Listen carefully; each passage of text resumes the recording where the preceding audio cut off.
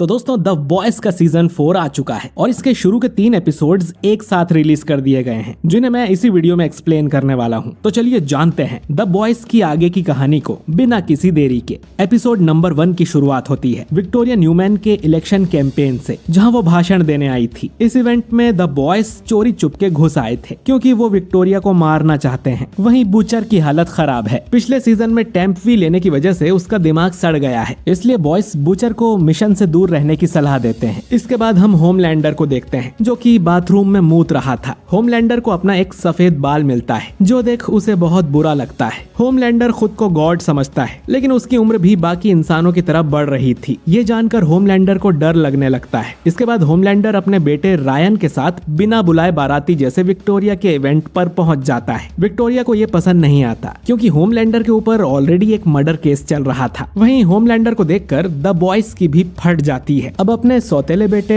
Ryan को देखकर butcher उससे मिलने पहुंच जाता है। वो उसे समझाता है कि होमलैंडर एक कमीना इंसान है और रायन को उसके साथ नहीं रहना चाहिए। पर तभी होमलैंडर यहाँ आ जाता है। वो अपने एक्सरे विजन से देख लेता है कि बूचर का दिमाग सड़ रहा है और वो 6 महीने से ज्यादा जिंदा नहीं रह पाएगा। ये सुनकर रायन को बुरा तो लगता है पर फिर भी वो होमलैंडर के साथ यहाँ से चला जाता है। इधर किमिको और फ्रेंची विक्टोरिया के कमरे में घुस आते हैं और उसकी दवाई में जहर मिलाने लगते हैं। पर तभी यहाँ विक्टोरिया की बेटी जोई आ जाती है जो कि अब एक सूप है। अपनी पावर से जोई इन दोनों पर हमला कर देती है और ये दोनों जैसे तैसे अपनी जान बचाकर बिल्डिंग से बाहर निकलते हैं। इधर विक्टोरिया को भी सब पता चल जाता है और वो बाहर आकर ह्यूई से मिलती है और उसे समझाती है कि उन लोगों को आपस में शांति समझौता कर लेना चाहिए। ह्यूई विक्टोरिया को मारने के लिए उसके चेहरे पर एसिड फेंक देता है और फिर बुचर भी उसके सिर में गोली मारता है। लेकिन इन सबसे विक्टोरिया को एक खरोच तक नहीं आती है, यानी कि विक्टोरिया को मारना लगभग नामुमकिन है। विक्टोरिया अब वापस अपना भाषण देने चली जाती है। मिशन के फेल होने की वजह से द बॉयज की टीम को CIA की डांट पड़ती है। ये लोग नहीं चाहते कि विक्टोरिया जैसी सूप देश की प्रेसिडेंट बने। MM जो कि अब बॉयज की टीम का लीडर है, वो इन्हें बताता है कि विक्टोरिया को मारना इतना आसान नहीं है। बाहर बुचर की मुलाकात अपने पुराने दोस्त जो कैसलर से होती है। मीटिंग के बाद MM से उसकी एक्स वाइफ मिलने आती है। वो चाहती थी कि MM उसके बॉयफ्रेंड टॉड का पता लगाए क्योंकि कुछ दिनों से वो गायब है। इधर होमलैंडर अपने बूढ़े होने वाली बात से डिप्रेशन में जा रहा था। साथ ही उसकी सुपर हीरो टीम द 7 में गधे भरे हुए थे जो कि होमलैंडर से डरकर उसकी हर बात में हाँ में हाँ मिलाते हैं। डीप तो होमलैंडर के कहने पर ए ट्रेन का केला खाने को भी तैयार हो जाता है। यहाँ पर नकली नोआर भी मौजूद था क्योंकि असली वाले को होमलैंडर मार चुका है। एशले कहती है कि उनकी टीम में सिर्फ 4 लोग हैं तो उन्हें नए मेंबर्स भर्ती करने चाहिए। होमलैंडर को अपनी टीम में कोई ऐसा चाहिए था जो उससे बिना डरे उसे सही सलाह दे सके। बूचर विक्टोरिया से सीक्रेट मीटिंग करता है जिसमें हमें पता चलता है कि विक्टोरिया एक सूप किलिंग वायरस बना रही है, लेकिन वो अब तक होमलैंडर को मारने जितना पावरफुल नहीं है। ये दोनों आपस में एक समझौता कर लेते हैं जिसके लिए विक्टोरिया बूचर से कहती है कि वो अपनी टीम को धोखा दे। इधर स्टारलाइट ने भी द 7 छोड़ने के बाद से अपना एक फैन बेस बना लिया था। ह्यूई को पता चलता है कि उसके फादर को स्ट्रोक आया है और वो अब हॉस्पिटल में है। द बॉयज के कामों के चक्कर में ह्यूई अपने फादर के कॉल्स को इग्नोर कर रहा था जिसका अब उसे बहुत पछतावा होता है। इधर होमलैंडर सिस्टर सेज नाम की सूप से मिलने जाता है जिसकी पावर है कि वो दुनिया की सबसे इंटेलिजेंट इंसान है। वो बहुत अक्लमंद थी और होमलैंडर से डरती भी नहीं थी, तो होमलैंडर उसे द 7 की टीम को ज्वाइन करने का ऑफर देता है। MM किमिको और फ्रेंची के साथ टॉड की लोकेशन पर जाता है। टॉड 2 और लड़कों के साथ सिस्टर सेज से मिलने गया था। टॉड की तरह ये दोनों भी होमलैंडर के डाई हार्ड फैंस हैं। सेज इन्हें होमलैंडर के पास ले जाती है और होमलैंडर अपनी टीम से कहता है कि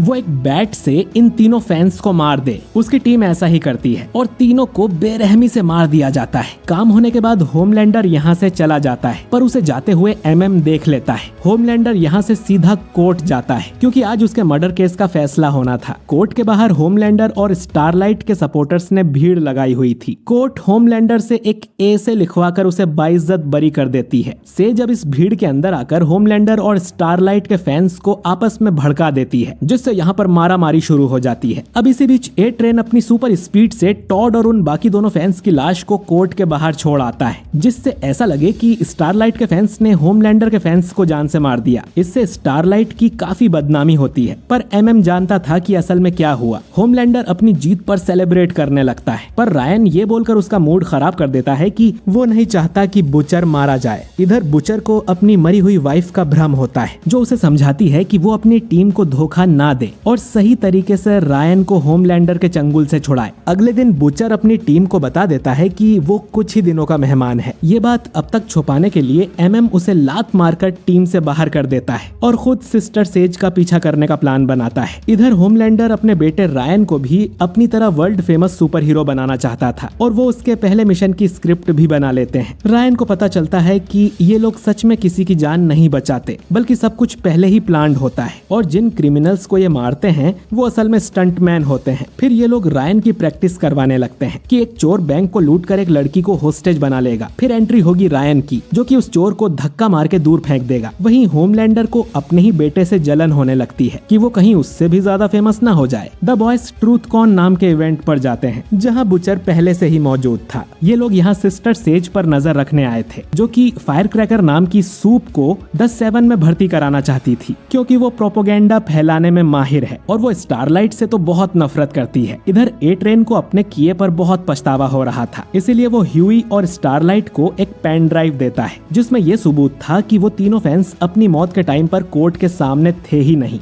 और स्टारलाइटर्स ने उन्हें नहीं मारा। इसके बाद रायन वाला नाटक शुरू होता है, जिसमें स्टंटमैन क्रिमिनल बन के एक लड़की को होस्टेज बना लेता है और रायन उसे रोकने आता है। इनके लोग ये सब अपने मोबाइल्स में रिकॉर्ड कर रहे थे ताकि फिर सोशल मीडिया पर डालकर इसे वायरल कर सकें। रायन उस क्रिमिनल को पकड़ता ही है, पर तभी होमलैंडर यहाँ आ जाता है, जो कि स्क्रिप्ट में था ही नहीं, क्योंकि वो फेम का बहुत भूखा है। होमलैंडर रायन पर दबाव डालता है, जिससे वो उस क्रिमिनल को इतना जोर से धक्का देता है कि उसकी मौत हो जाती है। इधर द बॉयज पकड़े जाते हैं और उनकी फायर क्रैकर के चमचे स्प्लिंटर से लड़ाई होती है, जिसे ये लोग मार देते हैं, लेकिन फायर क्रैकर यहाँ से भाग निकलती है। इधर रायन को बुरा लग रहा था कि उसने एक मासूम इंसान को मार दिया, लेकिन होमलैंडर कहता है कि ये कोई बड़ी बात नहीं है, वो लोग इंसानों से ऊपर हैं, इंसान उनके सामने कीड़े मकोड़े के समान हैं, जिन्हें वो जब चाहे तब मार सकते हैं और रायन जितनी जल्दी ये बात समझ जाए उतना बेहतर है। बुचर फिर द बॉयज टीम में भर्ती होने जाता है, लेकिन एमएम फिर से उसे धक्के मार के भगा देता है। अगले दिन होमलैंडर अपनी टीम के 2 नए मेंबर्स को अनाउंस करता है, जो हैं सिस्टर सेज और फायर क्रैकर, लेकिन द 7 में अब भी 6 मेंबर्स ही थे। तो होमलैंडर कहता है कि 7वां मेंबर उसका बेटा रायन होगा। इधर बुचर अब कैसलर के साथ टीम अप करता है, जो कि बुचर को एक पावरफुल ड्रग लाकर देता है, जिसे खाने से रायन बेहोश हो जाएगा। फिर ये लोग उसे पकड़ कर रखेंगे और कैसलर ट्रेनिंग देकर रायन का दिमाग ठिकाने पर लगाएगा। इसके बाद बुचर एक ऑनलाइन गेम में रायन को फ्रेंड रिक्वेस्ट भेजता है और उसे अपने घर मिलने बुलाता है। द 7 की मीटिंग में होमलैंडर एशली की जगह अब सेज को वॉट का नया सीईओ बना देता है और मीटिंग के दौरान ब्लैक नोआर सो जाता है, जो कि काफी फनी सीन था। बल्कि इस सीजन में नोआर के सारे सीन्स काफी फनी हैं। एमएम इसके बाद ए ट्रेन से मिलता है। वो चाहता था कि ए ट्रेन 7 को धोखा देकर द बॉयज के लिए काम करे और ए ट्रेन लगभग मान जाता है। खैर, बुचर रायन के लिए कुकीज बनाता है और उसमें वो बेहोशी वाला ड्रग मिला देता है। जब रायन उससे मिलने आता है तो ये लोग अपने डर और इशू के बारे में खुलकर बातें करते हैं और इसी बीच बुचर को रियलाइज होता है कि वो रायन को जोर जबरदस्ती से अपनी तरफ नहीं करेगा और वो उन कुकीज को कचरे में फेंक देता है। इधर होमलैंडर और सेज को पता चलता है कि किसी ने स्टारलाइट को सबूत ले जाकर दिए हैं। ये लोग अनिका नाम की लड़की से पूछताछ करते हैं और होमलैंडर अपने बेटे तक की कसम खाता है कि वो लोग अनिका को कुछ नहीं करेंगे। और जैसे ही अनिका कुछ बताना शुरू करती है,